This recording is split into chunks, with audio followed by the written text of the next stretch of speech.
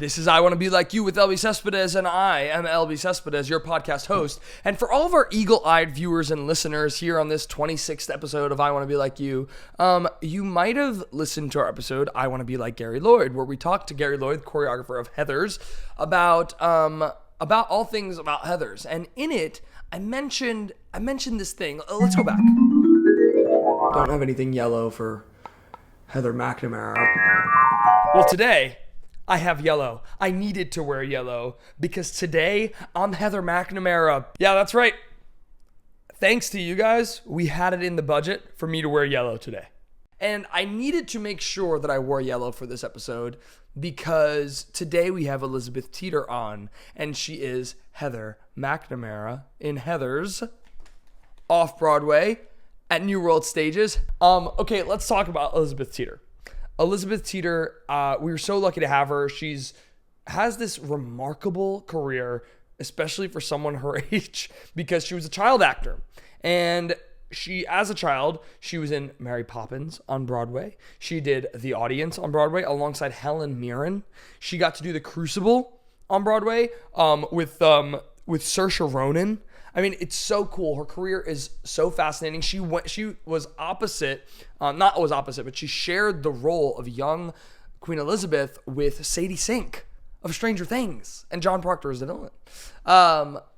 She in The Audience with Helen Mirren, and she talks all about that, going to the Tonys for the first time. And you also may know her, I think a lot of you know her, as Lydia in Beetlejuice. And I saw her in Beetlejuice, and she developed this incredible following from that show, which is now turned into her being, a social media influencer, which is really cool. And she's so talented. She's a ballet dancer, which we get to talking about. She's a brilliant vocalist and a very strong actor. And she teaches as well, which is so cool. And she talks about her love of teaching. And it's really inspiring. She was someone who, when I saw Heathers, I peeped her out. I mean, I knew who she was, but I peeped her out and I was like, oh, I really want to get her on the podcast. I have so much I want to talk to her about. And then in researching her, found this plethora of fascinating information about her career, and it was so interesting to hear her talk about all of these stories, working with some amazing people, working as a kid in the industry on Broadway, what it was like, and talking about Heathers. Here it is again. Heathers. And I think she gives such a strong performance in Heathers, as does this entire cast. I think they're all pretty incredible, and I know that you guys are running to see Heathers. So when we had Gary Lloyd on, I wanted to make sure that I grabbed Elizabeth to come on the pod as well, and we did. We're so lucky to have her, and I think you'll understand why, if you don't already, by the end of this episode. Today, I want to be like Elizabeth Teeter.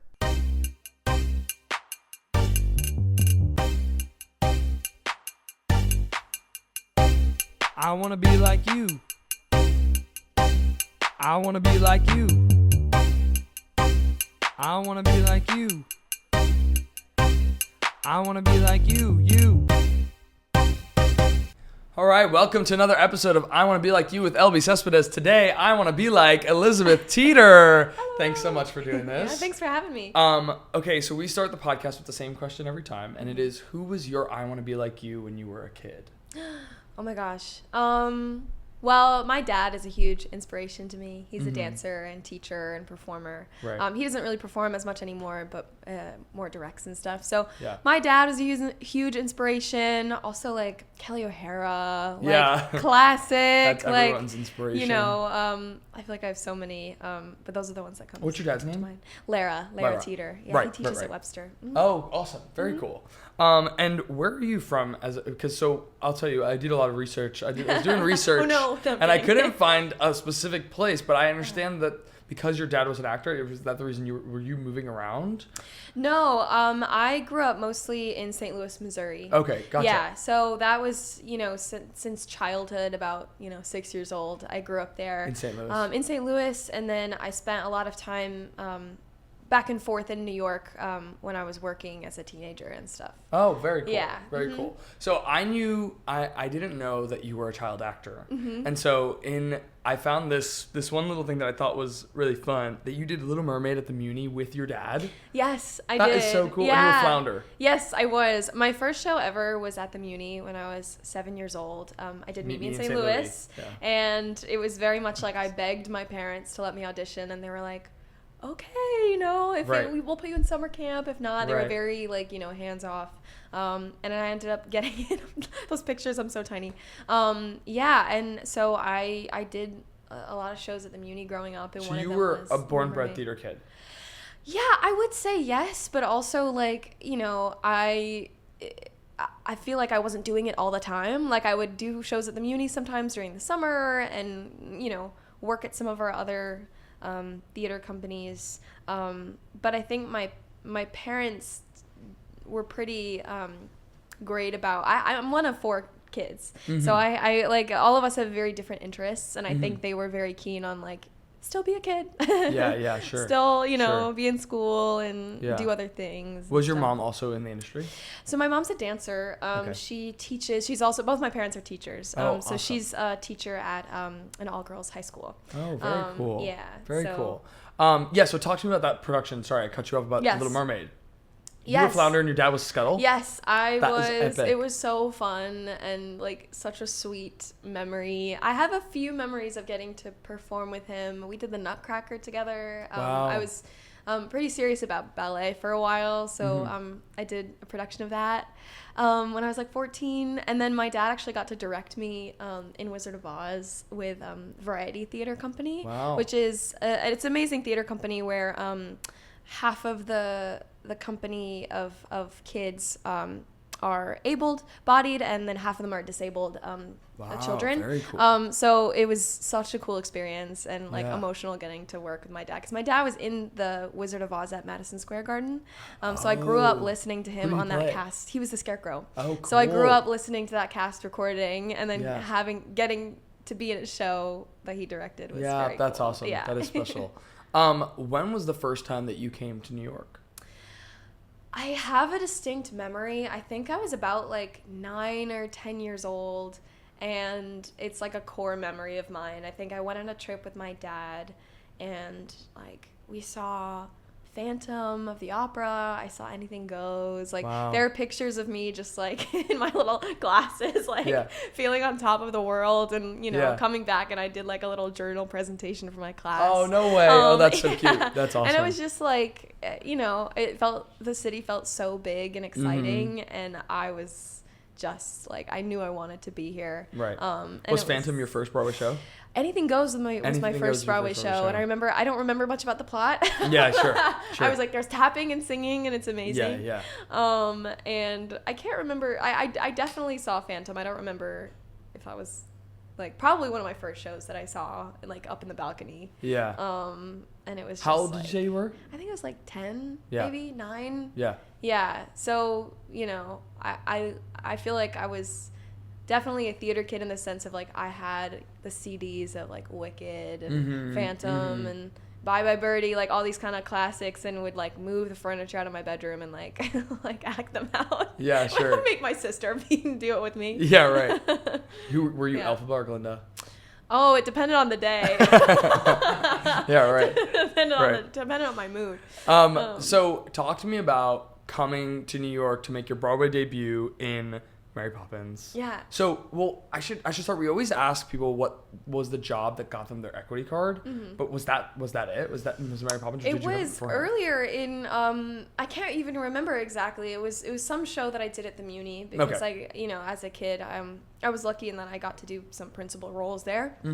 But yeah, this was my memories of Mary Poppins, it just felt like a dream, a Disney dream come true. It's already a magical show, but then I just remember I came for the audition, I auditioned with all the kids there and sang my little song, and I don't even think we did the letters or anything like that. Okay. It was just and yeah, I remember getting that call. I think I was supposed to sing with my school choir at like the baseball game, and I got the call right before then, and I skipped it to eat ice cream with my mom. Oh my gosh. I was like, I don't really want to go to that. I'm going to be on Broadway.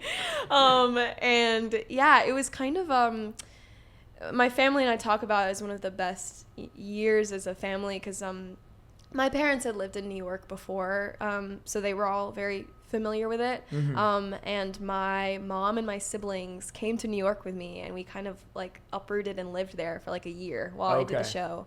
And my mom homeschooled us. Yeah. And like we went to every museum. Yeah. Like we did, it was just the most amazing like cultural experience to go from this small town in And how St. old Louis. were you during Mary Poppins? I was 10, I believe. Wow. Yeah. Wow. And I think like I knew this was something I wanted to continue to do, and that there were 3 kids, like we all split the role like because we were so young, so it would be you were either on, you were on standby, or you were off. Okay. And I just remember like I wanted to go on every single time. Yeah. I wanted to be there. I wanted to do it. Yeah, and I'll never forget like the overture starting, and it's so long ago now, but I'm like, that is definitely a core memory of like that magic. Did you had you seen it before you went in for it? I can't even remember. Like I think so. I think it's I either saw it like when I was rehearsing for it or before. Again, it's like so long ago I can't remember. I mean, obviously I grew up with a movie like Julie Andrews and stuff. Of course. So I knew it in that sense, but yeah. So how long were you in Mary Poppins for? I think it was about 8 months. I did the final performance, which was like very cool. Wow. So that was again like, I was so young, but it was so still burned into my memory because it was on Broadway for such a long time. Yeah, it was. So it was a really big deal. Like they had all the original Janes and Michaels who were all like adults, and wow. It was just like standing ovation after Step in Time and all the numbers. Yeah. And then I went and did it at the Muni like that summer. Oh wow. Yeah, no which was kind of smart on their end because it's like 7 days of rehearsal. It's so fast, and me and the other kid that did it, we had just come off of doing it on Broadway, so we already knew the lines and knew the music. That's funny. Which is funny, but it was like special to get to do it again. My parents weren't necessarily into theater as much, but I don't know if you remember this, you might have been too little, but there was like this day where they were like, oh, let's go out into the city, right? And we went out. We're from Staten Island, but so it, it's like a 45-minute ride. We were in the city often enough, but they were like, let's do a night out in the town, but they didn't plan it at all. And so we went out to some rent or something, and then they were like, why don't we go see a Broadway show? Like crazy. Like now, like it's like it's so bizarre. And we went to Mary Poppins, and they get to the theater a half hour late. Like it wasn't like, it must have been like the show started at 8 and we had gotten there for like 8:20. And they were like, so can we get tickets for tonight's performance? And the woman at the box office was like, she was like, tomorrow, no, maybe. yeah. They're like, she actually said, she was like, you can get in now, but you already missed the first 20 minutes of the show. And they were like, okay, fine, we're bailing. That would have been my first. Is the worst. Yeah, it's no, exactly. It would have been more. But that would have been my first Broadway show. Instead, it was Spider-Man: Turn Off the Darkness. So it's a little. That's kind of iconic. It's a little, yeah, wow, right. Yeah, you got to it's witness a little, that. Yeah. I said we were talking about it earlier today. It becomes such like an iconic thing. I know. Like show that's crazy. And we were in the mezzanine, and so I remember Spider-Man coming from the stage to the mezz. And you were a kid, you said? Oh yeah. So you're probably like, this is awesome. It was so epic. Like that's all I remember. I don't remember Katrina Lenk was in that, but I don't remember any of that. Yeah, she was, and I don't. You're like, I remember Spider-Man flying on my. I remember Spider-Man flying, and he landed right in front of me at the mezzanine, and it was one of the coolest things I've ever seen. Oh my gosh, I'm sure. Anyway, yeah, right. Yeah, you should have been in that one. So, talk to me about. We always ask this about. You're still laughing at me. Talk to me about. After we always ask this question, Chris. Come on, man. We're like running on low sleep, so we're like giggling today. We're giggling. It's fine. So after you're on Broadway, we always ask the question about after you book your first Broadway show. Oftentimes it's an adult. Yeah.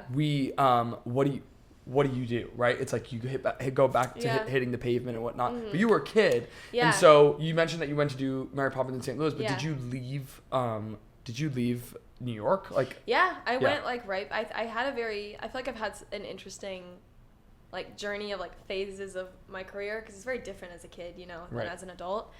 So yeah, like I went back to school.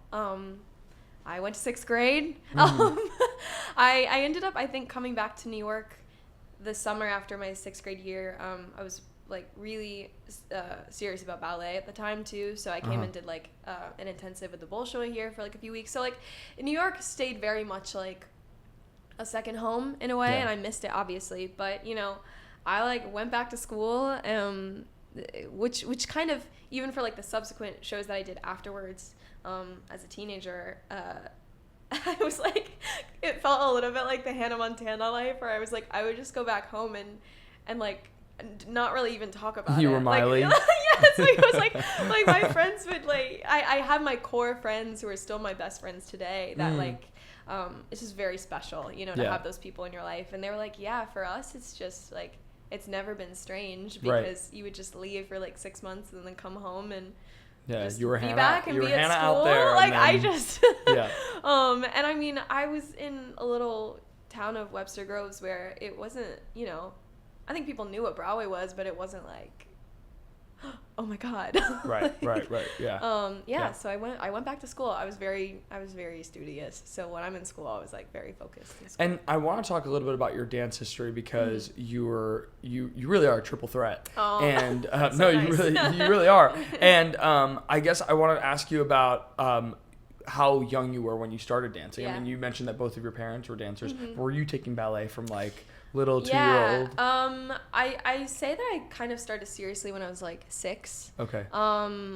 Yeah, and I was pretty much in mostly only ballet classes. I had taken other styles, but I grew up at a dance studio that was like very focused, like any ballet nerds out there, they're the different styles. Like I was in like Vaganova training, which is like the Russian technique, which they're very like, you know, slow and specific. So I did mostly ballet training until I was like, you know, 13. Honestly, at like 12, 13, I had a moment in my life where I like almost considered doing the like company route, where it was like go to a full-time school, ABT kind of thing. And, you know, ballet just requires such an intense, like even more than theater, I'd say, like an intense devotion to that. And I already knew that I had so many other passions and things that I was interested in, and I wasn't willing to do that sacrifice, because you kind of have to make that decision very young in terms of like going to those year-round schools and things. So I credit ballet to a lot of my dance training in that it just is like very foundational technique, and then, you know, musical theater, dance, and jazz is mostly what I do now. I teach ballet, like I teach, you know, and I still try to take class. My dad is mainly a tapper, like that's his main thing. So I say I'm kind of I fake it, like I can tap and I enjoy tapping, but I really only tap with my dad. Well, I should ask you in terms of ballet, because now I'm like curious. I want to ask about how many different techniques and styles did you, well, I should say styles, not techniques. How many different styles did you study? It was mainly the one, but also like, you know, like the Bolshoi is like Vaganova training. So like the intensives I did were catered to that. But then every like, you know, I also grew up at Steps, like the dance studio here. On so 72nd Street? Yeah. So like I would be, you know, 13 in the like advanced ballet classes with all the adults, which is like different styles depending on the teacher. So it kind of like varied depending on the class. Like there were definitely some that lean more like Balanchine and other styles like that. Can I ask naively, like how did those styles differ?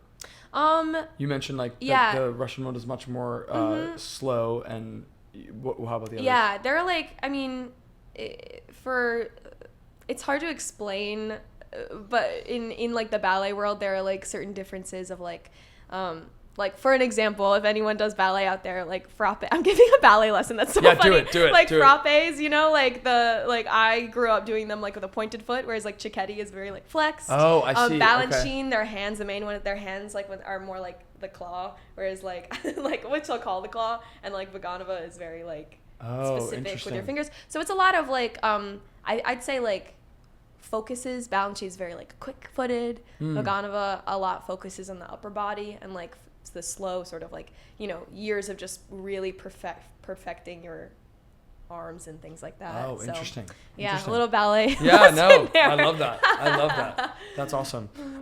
So then it was 3 years later that you went on to be in the audience. Yes. Talk to me about how you booked that and how that came about.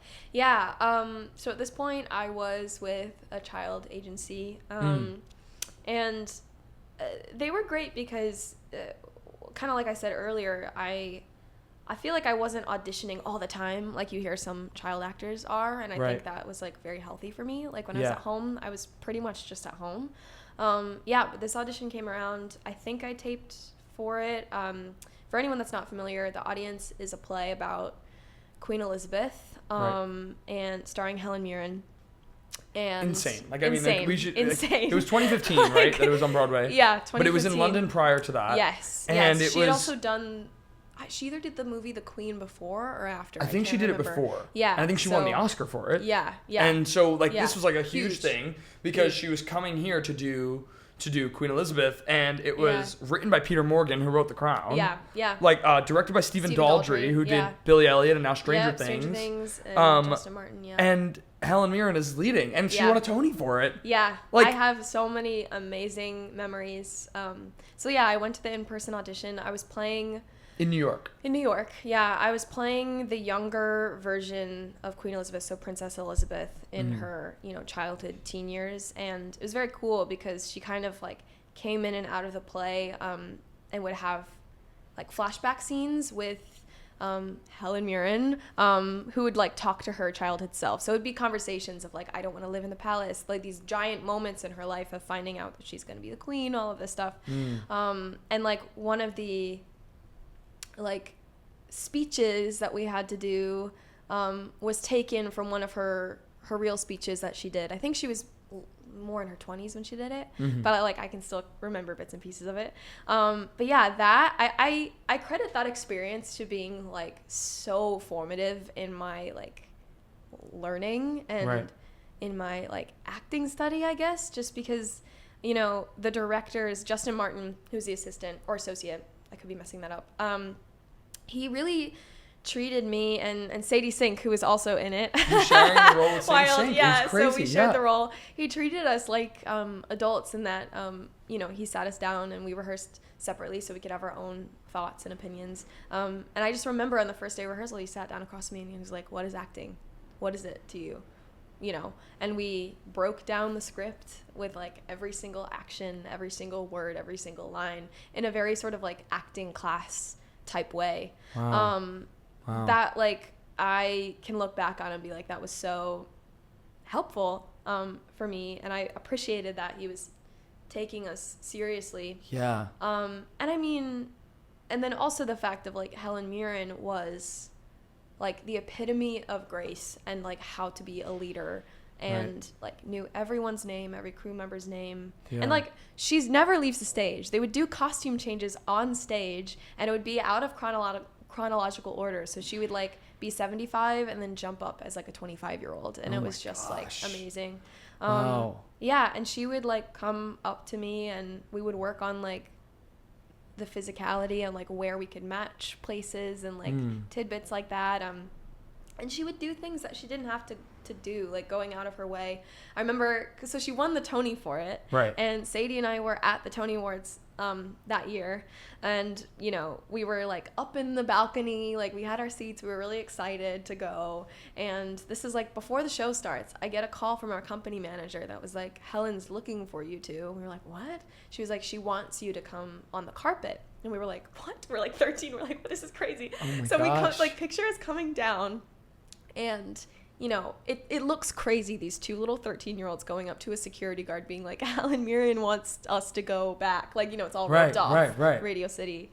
And he's like, "No," And Helen Mirren comes off of the carpet in her gown. She comes off the carpet. There's all the people, like all the fans waiting around. She comes off and like on the sidewalk and is like, "Please, just like, really just, they're with me. Like, let them come." And she just whisks us away and was like, "I want you to have this experience." And like took us through the whole line of like photos and things like that. That is amazing. Yeah, so like she would do things like that especially looking back now, I go, she didn't have to do that, Right. But like I still remember that today. Right, You know, right, like that right, really was such a right. lasting impression. Yeah, that's super special. Yeah, so it was pretty amazing. I have to take it back to what you said earlier. Well, first of all, you auditioned for what did the audition entail?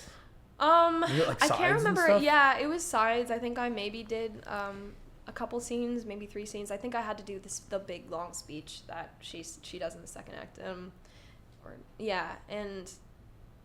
Yeah, it was pretty quick. Like I think it was like one audition. Yeah. And you were like 14, right? I was 13 Something like at the that. time. 13. Yeah. So like it's funny because like if I recall, like it's different being child actor at 13 versus like 6, right? It's so different because you recall those memories so much more. Yeah. And also, especially if you're interested in it, which you were, there's like this, you want to do the best job. 100%. You know? Like I was really young still, but like I wanted to take it really seriously. Right.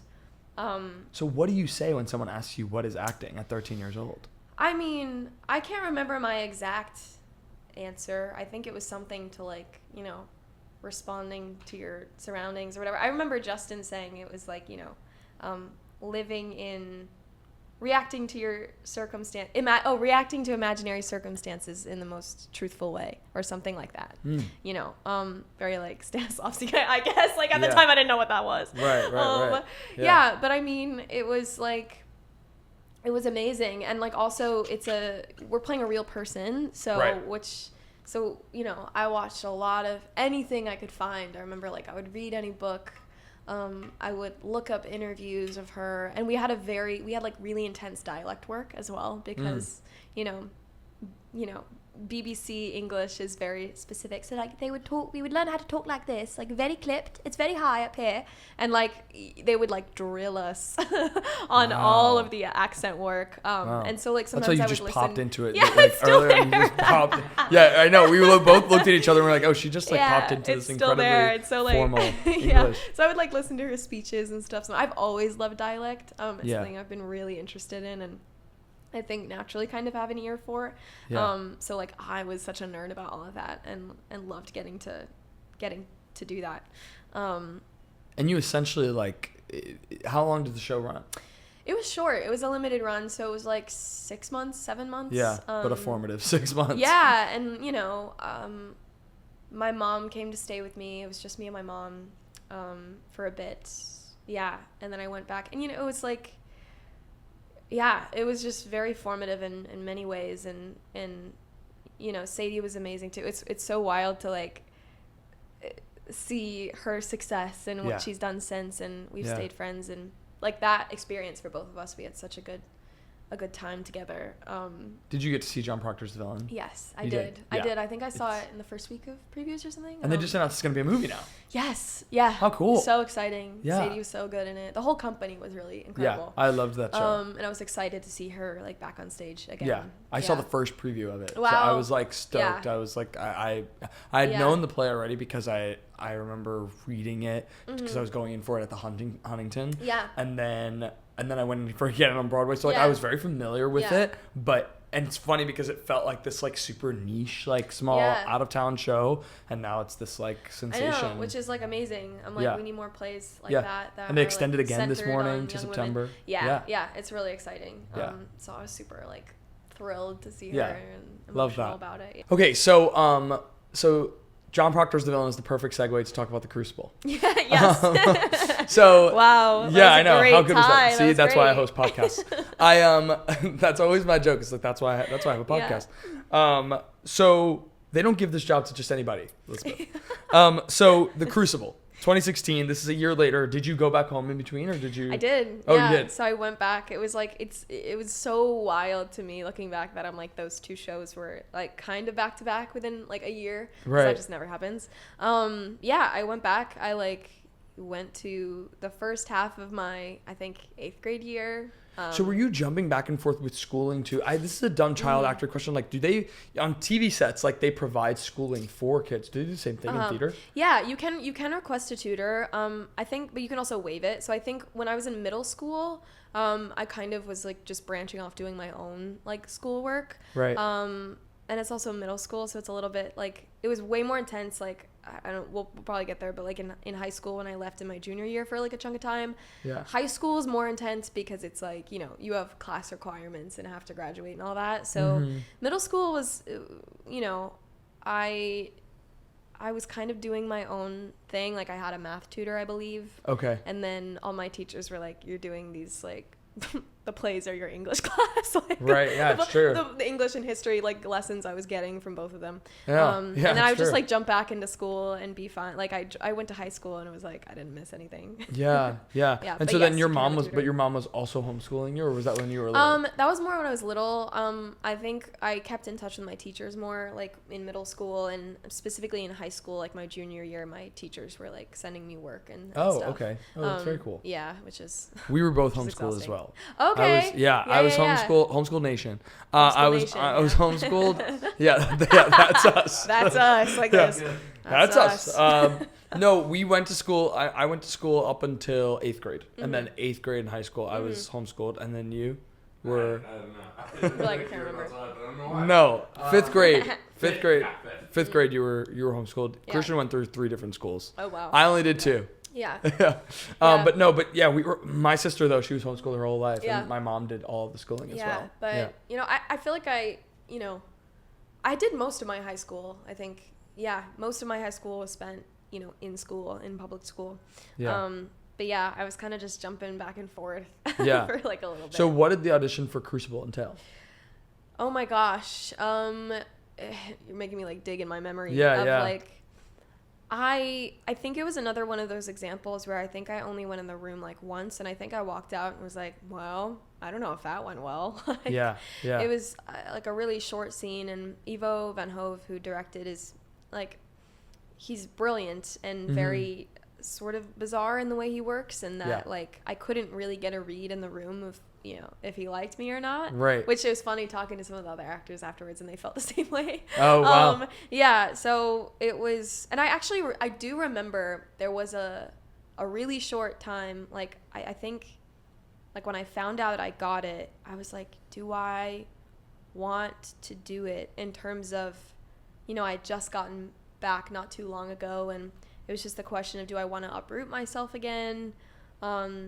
But then I was like, I can't picture myself not doing it. Like, this opportunity is so amazing. Right.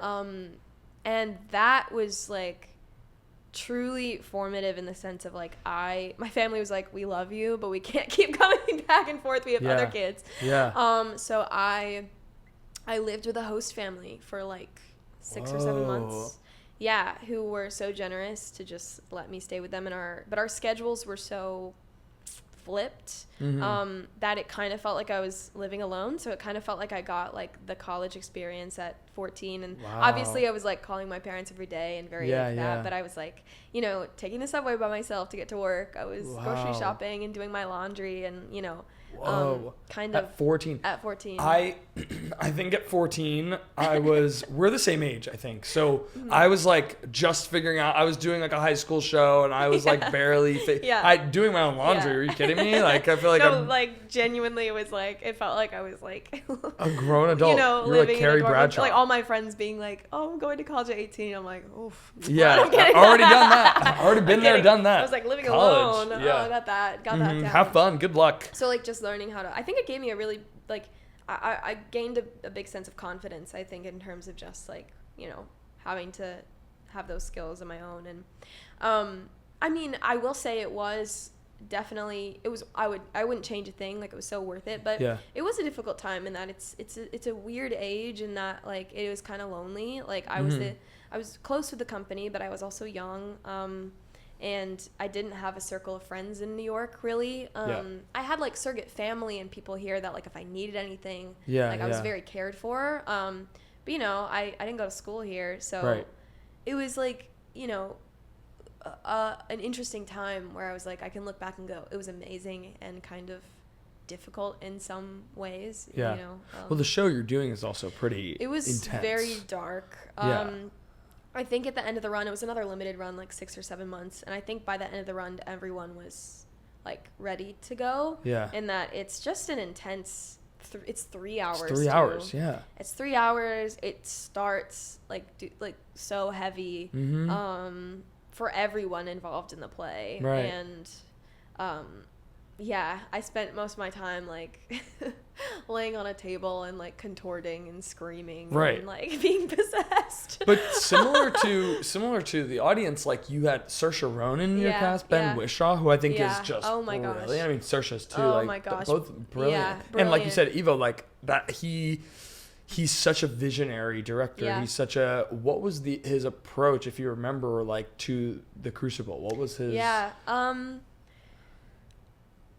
He's very visual, I remember. Yeah. So I think a lot of it was like these visual, he had pictures being taken all the time. Like I think it was very like, you know, if you saw the piece, it was like people either loved it or hated it because it was like very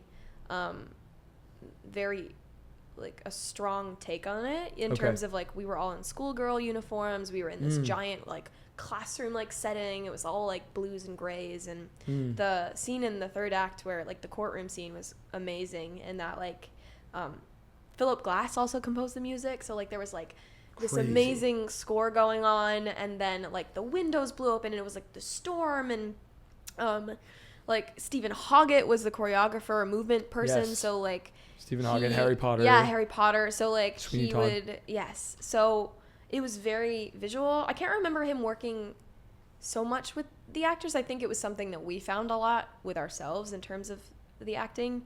I also had a smaller part than some like the bigger principals in the cast. Sure. But I do remember like with Stephen Hoggett, like we would have these like movement sessions where he would like he would come over and he'd like, you know, this part of your knee where it's like if someone pokes it, you kind of like fall like this. Oh, sure. He would like the first day he came up and he did that, we were like, whoa, and he was like, that's how you need to feel, like that something is pulling you around, like it's if you've seen Harry Potter like with the wands. Yeah, right. So it was like pretty off cool. Center. Yes, yeah, like off center. It was like a whole choreography sequence. But yeah, I mean Ben Whishaw, who played John Proctor, was just like the kindest human, like so sweet, and doing this like incredibly dark part, but was just such a sweetheart. And then like a fun fact, so the dialect coach that I worked with on the audience, who's like a voice and speech coach, Kate Wilson, she worked on the audience with me, and she also worked on the Crucible. So she had like, we got to reunite, and she had a very specific like warm up that she would do, and that Sadie and I would do every night at the audience. And so she would lead our warm-ups, I think, in previews like for a vocal the Crucible. Warm-up? Yeah, like vocal, diction, like all of that kind of body warm-up.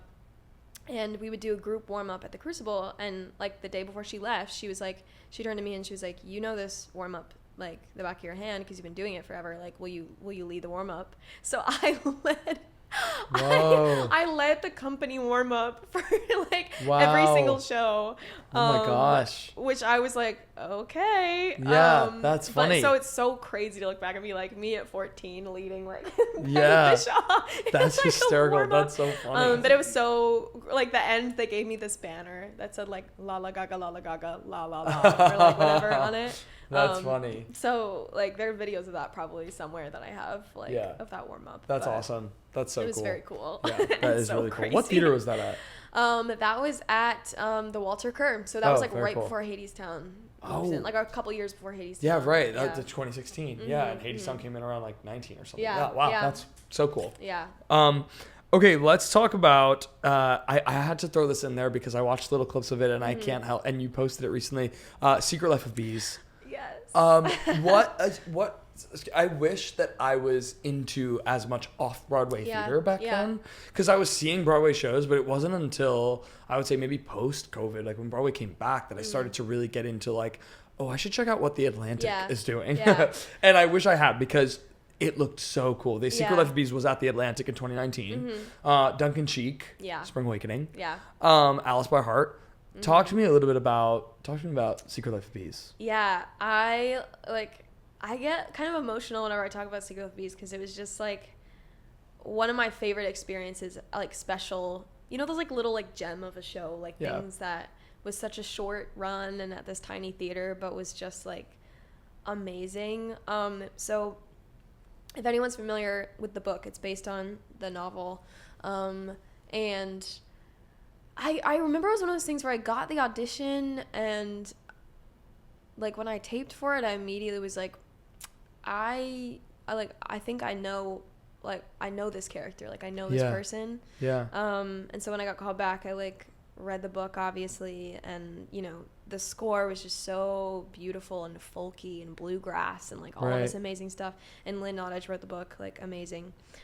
Yeah, so I think I went in maybe once or twice, and you know, you always kind of go like, it is what it is. If it's not meant to be. But I just felt this like connection with Lily, this character, and I think they could feel that too. And so getting to be a part of something that was still being created was so amazing. I was, and also like at 17, there aren't a lot of parts for like, you know, 16, 17, 18. Right, it's a weird age, because you're like, they'll just hire an adult, or they'll just, you know, it's like an awkward stage to be in. So to like be playing a character that was like my age, and having it being still like written, and having them asking my opinions about it, was so special. And you're working cool. with LaShawne's. Yes. And Sam Gold is directing it. Yeah, Who did, you know, Enemy of the People, Romeo and Juliet. Yeah, Fun Home. He's doing Fun Home. He's doing something else right now too that I'm blanking on. Or he's prepping something. But gosh, I think he's so clever. And Whitney White was the assistant, who has just like taken off now. Yeah. And I think she directed the production they did in London. In London. Yeah. So what was, I guess, a show like that at the Atlantic? I would imagine it was looking to transfer. No. Yeah, it was one of those things where, like, you know, I don't know exactly what happened. Well, the pandemic happened. Like, I was that gonna was a say, big thing. when I saw 2019, usually Atlantic does their big slot in like Yeah. the fall, so I would imagine transfer in the spring or something like that. And then it was that definitely COVID. talked about. It was definitely talked about. It was also talked about, like, us going to the like West End first and bringing some of us along and all of that. And like, who knows? I'm always like, that's one of those shows out there, and I'm like, maybe one day it'll like make its way back here, right? Because I do think it is. Because really it went beautiful. to London in 2023. Yeah. So, and I think the music is gorgeous, and you know, story about women is like wonderful. So yeah, that was one of those things where I like, it kind of slipped through the cracks, I think, in terms of like directly coming to Broadway or anything like that. But like, was it well received?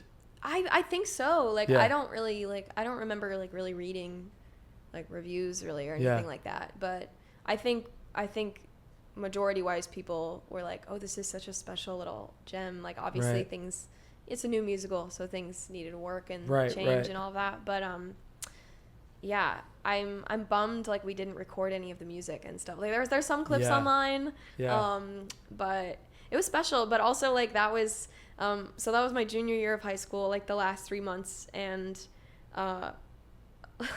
so I was like, I remember it was wild because I would go home after like a full day and then like do my homework that my teachers were sending me. Oh my gosh.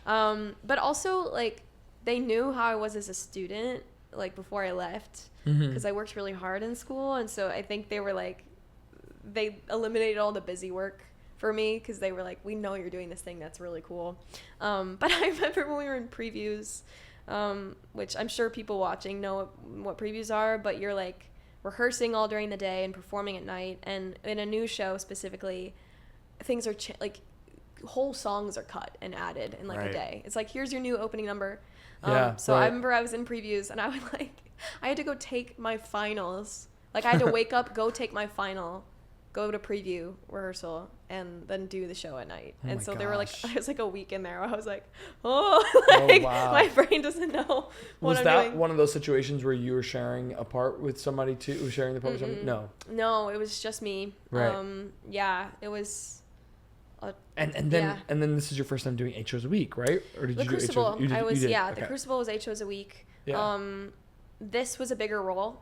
This is one of the leads in the show, so it was like, you know, more intense. But you know, I loved the show so much, and I loved the music so much, and it was just like a big learning experience. Yeah, and that's super special. Definitely special. Yeah, that's awesome. Love that. And love new musicals like that. Yes, yeah. They're few and far between, it feels like now. Yeah, I know. But, okay, let's talk about Beetlejuice. Dun, dun, dun. So... what everyone wants to hear about. Yeah, well, it was one of those things. We saw Beetlejuice in its second iteration post-COVID at the Marquee. Yeah, so you probably saw me. We most likely. definitely saw you. Right, exactly. And our former guest and friend Sean McManus was also in it around. Yes. He was also in it around that time too. Yes, he joined the company. Yeah, so we might. I don't know if we Sean. saw him 'cause I don't know if he was on, but he was probably a part of the company at the time. Yeah. Talk to me about booking Beetlejuice. Had you seen the original production at the Winter Garden? Yeah. Beforehand, yeah. Yeah, I feel like I have such a long history with Beetlejuice. In that I auditioned for I think one of the really early workshops when I was 14. I remember I have a very faint memory of me singing a really old version of Dead Mom. Oh sure. Or something like that. So I knew it was around. I had known the movie. Right. Yeah, and then I think I saw the final preview at the Winter Garden. Okay. And I think I might have even gone backstage that I maybe knew someone or something. Yeah. Yeah, and I thought it was funny because I thought it was such a brilliant show. I had such a fun time, but it was, where you see things and you're like, that's gonna be me. Yeah, right. I just never I did not have it in my head at all Oh, that wow. I would play that part. But it is funny though because literally days before I got called into audition for it again, or in 2020, I was meeting a friend outside the theater, and I had a weird feeling where that came out of nowhere where I was like, why do I feel like I'm gonna be in this show? It was so fleeting. Right. And then I got asked to audition for it 2 days later. It was so bizarre. Wow. Very wild. Yeah, that's funny. Yeah, and it was crazy because it was pretty fast. I went in for a few rounds, and then they were like, you start in 3 days. And this was March 12th, 2020, where I think I was on my second day of rehearsals, maybe third day of rehearsal. I hadn't told anyone, it hadn't been announced, and then we shut down. I remember I was in a rehearsal studio, and we had I guess I learned it very quick. We were running through Act 1 on and our stage manager stepped out and was getting the calls that Broadway was shutting down. Right. And they were kind of okay, we're gonna end early, see you tomorrow, maybe. I guess, yeah. Yeah, and then I remember I called them and was like, can I go home? This feels like I need to leave. Yeah. Because it was such an uncertain time. Right. And then I went home for literally a year and a half. It wound up being a year and a half. Yeah, Crazy. and I did a year of school online and Were you doing college at that point? Yeah, so yeah, I did my freshman year of college at Marymount, undecided major, wow. gen ed classes. Yeah. Yeah, and then I've said this before, but it was a year and a half later, maybe almost even 2 years, they brought me in again to sing, to re-audition. Which was so wild. Right. But also I do to tell that story because I'm this industry is so wild. Everything is so fickle. Yeah, and it's 2 years, that's a long that's a long time. Right. And I was really still young at the time, and it worked out the way it should. For me, I'm it worked out the way it was supposed to, in that when you're replacing in a show, you're rehearsing with a stage manager the whole time, and being coming back to Broadway, I got the full rehearsal process. So I got to be in the studio for 4 weeks with the whole company, and things changed a little bit. I got to work with Alex Timbers directly, and having it reopen. Because you were remounting the show. Yeah, it felt like a special thing to be able to reopen the show with everyone. And in a new theater. In a new theater, yeah. So how bizarre. Yeah. I guess talk to me about when it comes to Beetlejuice, because Beetlejuice was kind of Mary Poppins, but I guess Beetlejuice was this first show that you did that was super sensationalized, and people were coming into this remount already with that energy. Yeah. The fan base is still strong and ever growing, but it was already there. That's why they were remounting it, right? I guess talk to me about what you're thinking in terms of responsibility, knowing knowing the show already and then knowing that there's like this some sort of expectation. I mean, there's IP already, you know, all things. It was wild. Like, it was a lot for sure. I mean, I remember, I knew how much people loved the show. You know, I feel like I went, and even auditioning, I just kind of was like, I don't know it that well. Like, I'm just gonna look at the text and like do what I think is my version of this. Right. Which, like, our directors were very like keen on like bringing herself to whatever that like what the part was.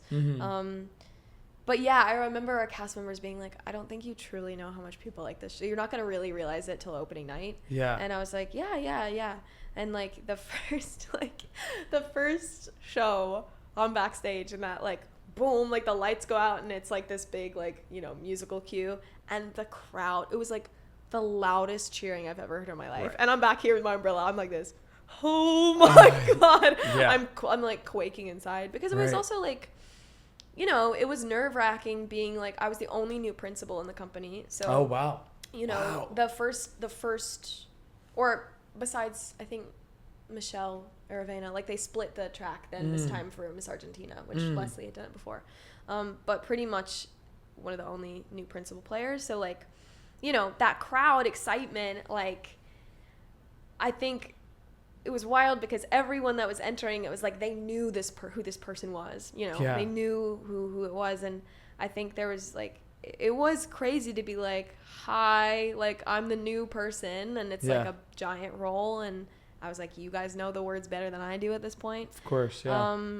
But it was like, you know, amazing. And I think like I learned a lot with the experience too of like, with something which like, you know, Heather's is similar, where it's like when you join something with such a fan base, like I personally like don't look at anything on the internet, because I'm like, I know people like have their favorites and have their thing and have their whatever, and have their opinion, like when they love something so much. And here's the thing I love about the fans is like they're so protective over these characters, because like they see themselves in that, and so, you know, I did feel this responsibility of being like, I know I'm playing a character that people love, adore, and like my mentality was like, this is what I have to offer, like this is who my Lydia is, and I like hope you respond to it. And like the amount of people and like messages and things, like response that I got over the whole year was just like incredible. Yeah, like, well suddenly you be like, I think that was really like this huge career incline, right? Oh, I mean, absolutely. like in like a, even from just like a what's the word, commercial. Yeah, I had never done something that like huge and commercial, and it was also like the best year and like the toughest year ever, because it was just so like, for people that know the show, it's like a very demanding role. Like you don't leave the stage, you don't stop singing. I was gonna say vocally it's demanding too. So it's like, you know, my life was kind of the show, in that way of like taking care of yourself, and like, you know, I was 20 at the time, so I'm still like learning my body and my voice and how to pace myself, and like I feel like that's something that you don't learn until you're doing it, like until you're in the 8 show week track. And we were doing 5 show weekends too every week, so it was like Friday, 2 Saturday, 2 Sunday. Yeah, but I was, you know, I think I didn't miss a show for like 6 months. Like I was like, I wanted to be there. And so were you in it from that remount to when it closed? Yeah, I was there the whole time, which was pretty amazing.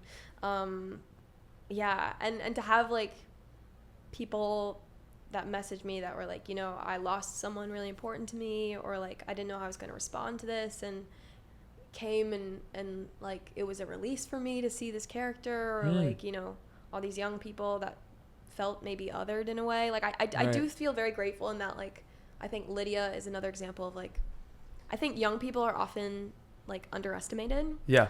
And sometimes you see that reflected in writing. Yeah. And being like, no, like we're smarter than that. Like I think like, you know, we have real emotions. This is like me talking, especially as a teenager.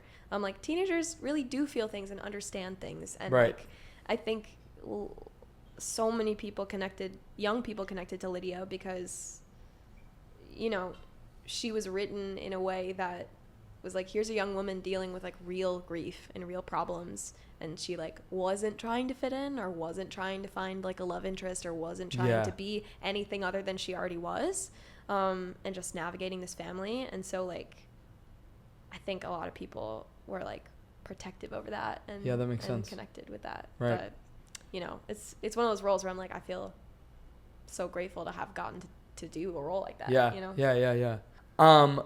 So before we leave Beetlejuice, I want to talk about this new production a little bit. And I guess, or not new production, it's being remounted again, right? Alex Timbers is still a part of it. I guess, like, what are you most looking forward to with it being back?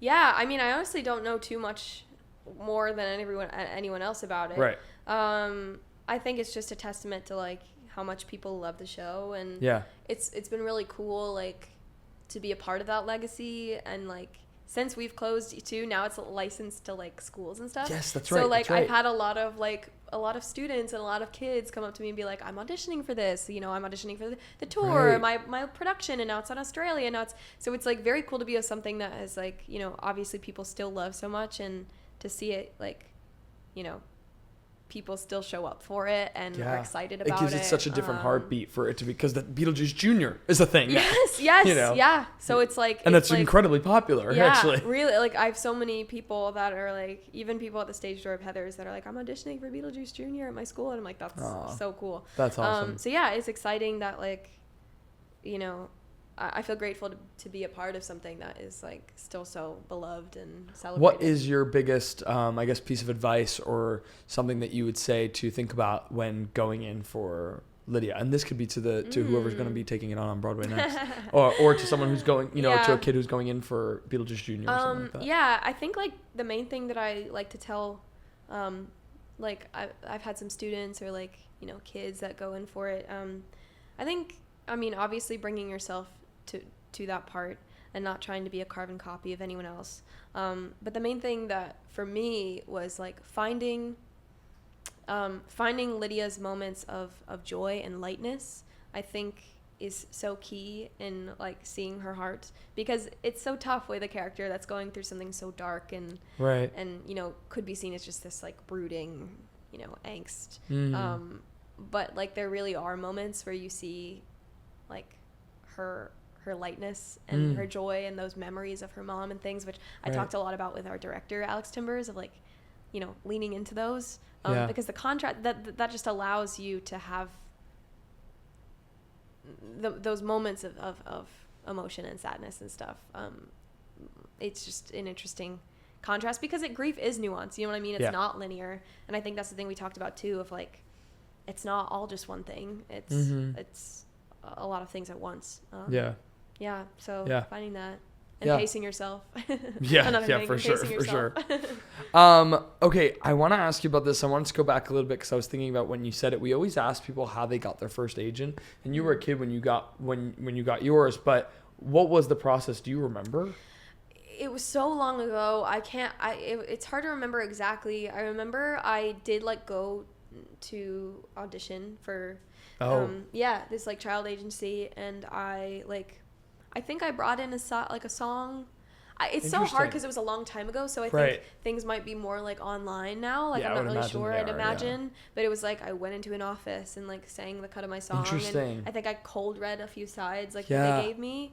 And then like as an adult, the agency I'm with now, it was through like, they had been like watching my work for a while, and so they kind of approached me like, if you want to, like, I would love to meet you if you want to talk about this. So who are you with now? I'm with Buckwald Agency. Okay, yes, gotcha. Amazing.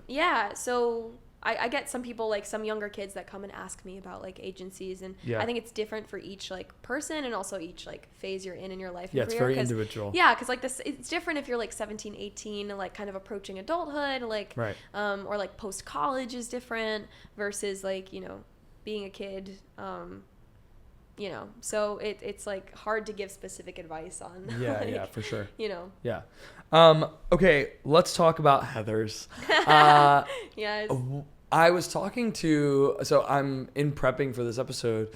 I have an aunt who's she's not really into theater or anything like that. And she was asking me, she's like, oh, what are you doing? And so I'm telling her about you and about Heathers and whatnot.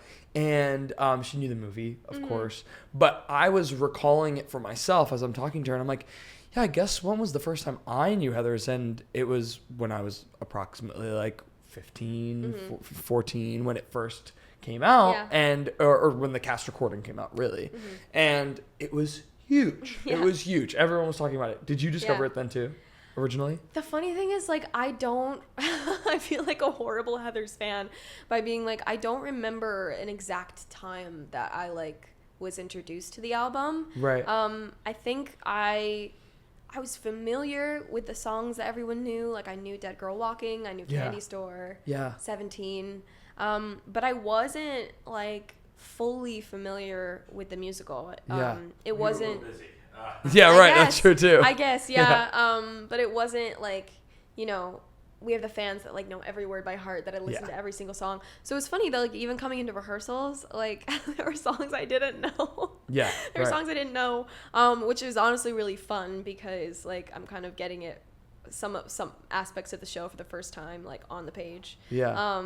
But yeah, I mean, like the score is so good. It's so like so I was fun. like, of course I knew Candy Store. Like I knew. I went into freshman year of college with everyone doing jam sessions of like 17. Oh yeah. And like 17. It's so good. Like, it's such and a it's good so ballad. and it's so funny because like especially at that age, it's so like angsty and like there's like this. The feelings are very big. Exactly. Which is like yeah. very relatable because everything feels like so big at that age. Yes. Right. Exactly. Yeah. Yeah. So that I think that especially 17, like that song. You're like in your car, makes so much sense. Yes. you're Exactly. singing it out loud. Yeah. And it has like this mid to late 2000s vibe, like Avril Lavigne type energy. You know Meant what to I mean? be yours. I'm always backstage being exactly. like, this feels like. I was like, this feels like a 2000s like indie boy band when he's like, you cut me up like I was trash, and you're like, exactly.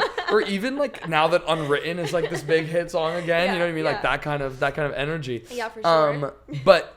Which is funny, which also like is a testament to its writing. But but I want to talk about jam out to. Yeah, no, they really are. It was very interesting seeing it and hearing a live orchestra do it. It was so loud and like the band is it was pumping. So it was good. so cool. Yeah. Talk to me about how this came about for you for the first time. Like this Heathers. version or just this Heathers version. in general? No, this version, yeah. I mean, I think like everyone else and their mother, like I got a self-tape for it. Sure. Like we all went through the audition process. Wow. Which I think, you know, some people might think we didn't, but I'm like, no, we all were at the auditions. I self-taped for Heathers in between shows. I was doing a show at Bucks County upstate. For like a month. What show was that? I was doing a new musical. Oh, cool. Called Harbor to Heaven. Cool. And so it was one of those things where it was like, I also... Wait, I know that show. Was that with Andrew Roth Feldman? No. No, but I love Andrew. Shout out Andrew. I was thinking about a different one. And I also was, I just finished my degree, so I was like in school online. So I was like busy doing the show and schoolwork, and it was one of those self-tapes where like, you know, when you submit something and you're like, oh man, like my background's not that great. Like I'm getting this done between shows. Like my setup is just going to be what it is because I'm out of town. Which I think is kind of a good example of like, obviously have a good setup, you know, do your best. But like sometimes you just have to like turn it in. And do your best work. Sure. And so like I submitted for it and was like, oh, this is gonna like when I didn't think anything of it. It kind of left my brain, and then my agent texted me and was like, they want to see you in the room for McNamara. I went in. Was your self-tape your initial tape for Heather McNamara? I think I sang some of the Veronica material, to be honest. I'm like thinking back, I think I sang Dead Girl Walking. And then, you know, when they asked me to come in for Mac, I was a little less familiar, honestly, like with the show and with the character. And I was like, oh, I know Lifeboat. Like I was like, I'm familiar with this song. I remember I'd heard it before. And I felt like a really strong connection with it, honestly, like learning it to bring in. And Yeah, I like went in and the full creative team was there, and I did, 5 sides and sang through, I think, Candy Store and Lifeboat, and then it was fun because like for our final callbacks we were mix matched, like reading with people, like as the Heathers. Yeah. And like one of our first groups that went in, it was me, Mackenzie, and Olivia, wow, who were all in the show. So like we were paired together. That's funny. And it was really fun because like there was like definitely a chemistry that I could feel between us. And we danced and stuff like that too. Yeah. So it was just one of those things where I had such a fun time in the room because the creative team was so lovely and fun. And it's also like Mac is such a free spirit. I just kind of went in being like, all right, like I'm gonna have fun with this. I was saying, I did when we had Gary Lloyd on. I did this silly bit. I wanted to wear yellow today. I should have started with that. I wanted to wear yellow today in your honor. Oh my gosh. But it's such a dumb question. Are you someone who wears yellow often? Do you have a lot of yellow now in your closet? The thing is, now I have a lot of yellow. I didn't have a lot of yellow before. I think I had to like scrounge in my closet for the audition. But it's such a dumb question. I was like, no, but it's true. I ended up like, I'm like, I actually love the color, and like now you're obligated now to. I feel like anytime I see something yellow that I like, I have to get it because I'm just like, you're obligated to. Yeah. You can't show up at the stage door without yellow. Beetlejuice, it was like, like black. Yeah, right. And I'm like, yellow. You're in your box. Yeah, right. So now you probably catch me in yellow a lot more. Yeah, right. Which is funny. Talk to me about I guess you know what, he'll love this. Talk to me about Gary Lloyd. Talk to me about Gary Lloyd, if you're watching. Love you. Talk to me about that choreography, because I told him this going in. I thought it was so fitting. I thought it was so fun. Yeah. And I talked about working with Gary Lloyd. He's the best. It was so much fun.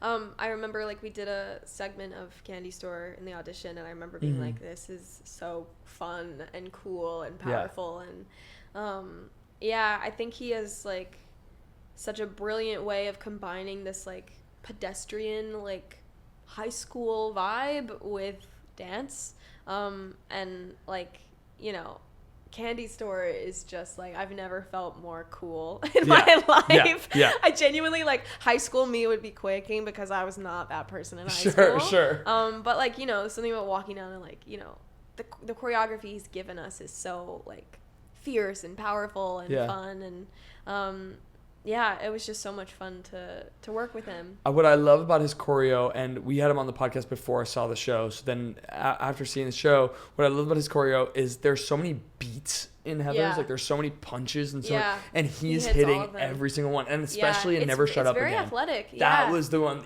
incredibly athletic and super like those, every time there's this one moment, I'm blanking on it, but it was like after the cat thing, there was this like hit, jump and hit. Like it was just like super, and it's also because he's based on a lot of like 80s style and pop rock, like music video style. But anyway, it's I so love that fun. choreo. It's I like love the choreo. it's very very in tune with the music, which like Heather's and same with like everything in the show. It's like the lighting cues, like all of it is very like, musically driven.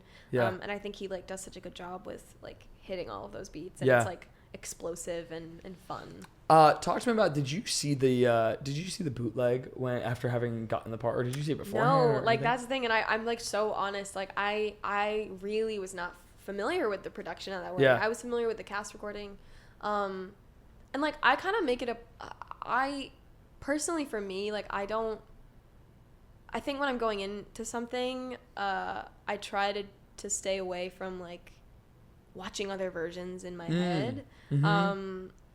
And I think also because we had the writers in the room with us, that was like this added amazing layer where it was like, there are specific beats and bits and things that like work for a reason, and they're like, hey, this is the timing of this, like whatever.